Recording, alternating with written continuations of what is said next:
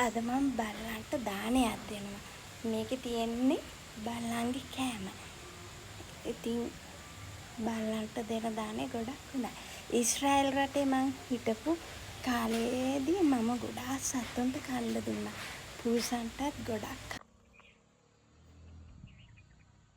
ආත්ම 100 ගණන් බුදුරජාණන් වහන්සේ වදාලා මහණෙනි එක සතෙකුට මේ කියන්නේ පෞද්ගලික දාන ගැන.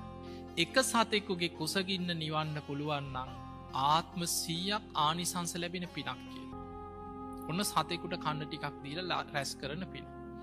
ඊළඟට දුස්සීල මිත්‍යා දෘෂ්ටිකයෙක් ඉන්නවා. අපි ගමු හිඟන්නේ. මෙලෝ ධර්මයක් නැති, චාරයක් නැති පව්කාරයෙක් කියලා හිතමු. කුසගින්න ඉන්න කෙනෙක් අසරණකමට නෙවෙයි අතපාගෙන ඉන්නේ. යමක්කමක් තියෙනවා නම් අනුන්ගෙන් ඉල්ලනවා. අපි එහෙම හිතලා අනේ පව් කියලා කෑම ටිකක් දෙනවා. ආත්ම 1000ක් ආනිසංසයි කියන. දැන් අපි හිතමු ඒ මිනිස්සයා වැරදි වැඩක් කරනවා නම් ඒකේ විපාක ගෙනියන්නේ කවුද? ඒකේ විපාක ඒ මිනිස්සයා අරගෙන අනාපායකයයි.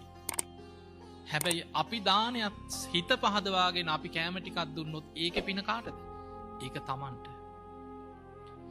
ඒ නිසා අපි අනුන්ගේ සිල් හොයන්න ගියොත් මොකද වෙන්නේ? අපිට පින් කරගන්න තියෙන අවස්ථාවල් අතට එන අවස්ථාව අපි අහිමි කරගන්න.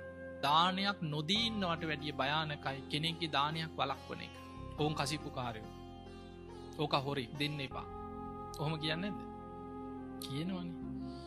එතකොට බුදුහාඳුරෝ දේශනා කරන මහණෙනි කෙනෙක් තව කෙනෙක්ගේ දානේ වළක්වනකොට කරුණු 3කින් 3 දෙනෙකුට අනර්ථයක් වෙනවා කියලා. ඒ තමයි දෙන කෙනාට රැස් වෙන්න තිබ්බ පින යාට නැති කරලා දාන. ලැබෙන කෙනාට ලැබෙන්න තිබ්බ ලාභය ඔහුට අහිමි කරනවා. ඒ දෙකටම කලින් දෙන්න එපා කියලා කියනකොට තමන්ගේ ගුණේ තමන්ම නසා ගන්නවා කියන තමන්ගේ හිතේ තමන්ම ද්වේෂ හිතකින් දානයක් වළක්වලා තමනුත් අකුසල් කරගන්නවා. දෙන කෙනාගේ පිනත් නැති කරනවා, ලැබෙන කෙනාගේ ලාභයත් නැති කරනවා. එතකොට 3 දෙනෙකුටම අනර්ථයක් වෙනවා. අද සමාජෙ මේ කෝටි ගාණක් ඉන්න ලෝකේ කන්න නැති මිනිස්සු කොච්චර ඉන්නවද කියලා බලන්න. දැන් ලංකාවේ අපි නිකන් කතාවට කියනවා ඔය හැමදේම හරියනවා, මේ රටේ බඩගින්න ඉන්න මිනිස්සු නැහැ. ඔය නිකන් විසි කරත් පැලවෙන රටක්.